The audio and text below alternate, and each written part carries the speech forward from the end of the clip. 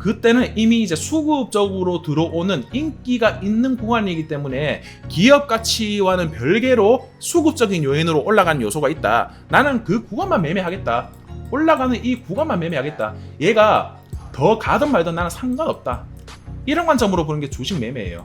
그러니까 뭐 어떤 일정에 따라 뭐 테슬라가 뭘 발표한대요. 그러면 일정을 발표하고 나서 들어오는 사람도 있겠지만 나는 지금까지 통계를 봤을 때 뭔가 발표하는 당일날이나 어떤 발표하는 그 시점이 가까워짐으로 인해서 주가가 추가적으로 올라가는 거를 차트적으로 본 적이 없다. 나는 그 기준을 살려가지고 어떤 일정이 있다라고 하면 그 전까지 내가 보유를 했다가 이제 막상 이제 뉴스가 올라오고 막 이제 사람들이 환호를 하고 그리고 뉴스에서 계속 때리는 거예요. 뭐 대통령 선거 하루 이틀 남았을 때 정말 시청률이 높아지는 거죠. 그런 것처럼 여기서도 보는 거예요. 그 수급만 이용해서 나는 매매하고 나오겠다. 이게 이제 매매의 관점인 겁니다. 이런 거를 구분을 하고 들어가야지. 이런 관점을 가지고 있는데 주가가 어느 상대적으로 굉장히 높은 시점에 이 관점을 가져서는 이제 흔히 말하는 계좌가 박살나는 행위고, 매매로서 진입했는데 투자의 관점에 대한 종목을 하게 되면 생각보다 유동성도 없고 거래량도 없어버려가지고 실망을 하게 되고, 자, 악순환의 반복이 이런 개념이라는 겁니다. 투자의 관점과 매매의 관점이 갈라지게 되는 거예요. 자, 여러분, 삼성전자 차트입니다. 이것을 보고 여러분들이 어떤 구간이 이제 투자의 관점으로 바라보셔야 될지, 어떤 구간이 매매의 관점으로 바라보셔야 될지 제가 가진 관점을 말씀드리면, 최소한 여기 구간은요, 투자의 관점을 가지셔서는 안 된다라고 하는 구간입니다. 그 말은 무슨 말이냐면, 삼성전자의 재무제표를 보시면은 상징적인 종목이고요. 재무의 예상 실적이 점진적으로 증가하는 게 가시적으로 보입니다. 역시나 예상 실적에 대한 컨센서스도 증권사별로 상향이 돼서 나오거나 아니면 매출 대비해서 나올 수 있는 산술적인 지표가 나와 있고, 그러면은 최소한 이런 구간은 아니더라도 최소한 이런 구간이라도 재무적인 판단을 할 수 있는 요소는 시장에 주어졌다는 거예요. 그런데 이런 구간에서는 관심을 가지고 있지 않다가 갑자기 거래량이 급등하는 이 시점부터 역시 삼성전자구나. 나는 이제 이거를 그 돈을 나누어서 들어가 보거나 매월 월급을 나눠서 자식에게 물려줘 관점으로 해가지고 들어가 보겠다.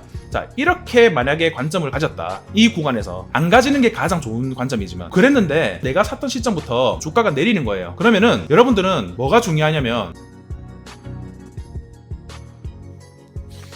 여러분들은 그런 생각 하는 거예요.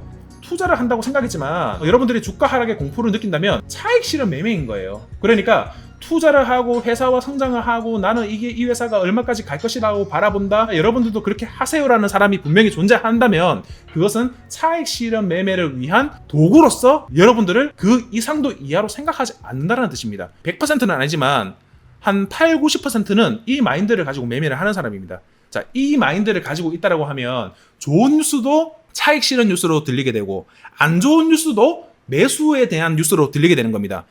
그래서 여러분들이 오르면 따라 사고 내리면 같이 팔고 이게 아니라 자기 주도적으로 주식 투자를 하는 시각에 대해서 딱 고쳐먹게 되면은 스스로 이 생각이 들 수밖에 없는 거예요. 이것과 더불어서 한번 생각하셔야 될 거는 이겁니다. 배당이 얼마다. 이거 생각하는 사람은요, 어떤 사람이냐면 1번과 2번에서 나올 수 있는 그 잉여 자금, 수익금이라고 하죠. 이것을 회사는 좋은데 한번 묻어두고 싶은 회사가 있냐 없냐라는 관점으로 봤을 때 너무 쉬운 문제거든요. 뭐냐, 우주산업도 앞으로 각광받을 것 같고 또 로봇산업도 각광받을 것 같고 자율주행이라는 이슈도 앞으로 조금 더 화두가 될 것 같고, 그러면 그것과 관련되어져 있는 산업이 아마 주목을 받을 겁니다. 그런 테마가 A, B, C, D군이 있다라고 하면 이쪽과 관련되어져 있는 저점, 그 상승에 대한 신호는 딱히 바로 잡히진 않지만 얘네들은 딱 이슈를 한번 받게 되면은 과거에도 올랐던 전력이 있었던 것처럼 맥점 노리다가 놓치는 경우의 패턴이 많았다. 그러면 이렇게 횡보를 하는 기간에 이런 여기에서 나오는 여유 자금을 여기로 묻어두는 것, 즉 선택적입니다. 그러면 마음이 얼마나 편해요, 여러분. 여기에서 잉여 자금이 나오는 것은 일단은 매매의 반복성이거든요. 이게 좋게 말하면 회전율인 거예요. 그러니까 여기에서 30% 먹고 A라는 종목에서 또 B 종목 들어가서 한 5% 손절하고 또 C라는 종목 들어가서 한 7% 수익 내고 또 D라는 종목 들어가서 한 15% 수익 내고 또 뭐 A, B, C, D, E, F, G 마이너스 5, 마이너스 6, 뭐 마이너스 2 이렇게 반복이 나더라도 다시 또 시도를 해가지고 마이너스 한 15% 내는 거 이렇게 이제 회전율을 높이는 게 매매지 않습니까? 이렇게 해가지고 잉여자금 나오면 여기에 들어가는 거 가장 이상적인 그 자본을 불리는 합리적인 방법이라고 저는 생각을 해요. 이 심리적으로 이제 마이너스 10%, 마이너스 15% 보이면은 그 수치를 좀 맞추려고 물타기를 하시는 분들이 있어요. 이게 굉장히 위험한 거예요. 그러니까 내린 종목이 더 내리고 내린 종목이 추세 전환을 하지 못하면 더 내려가는 게 이게 주식입니다.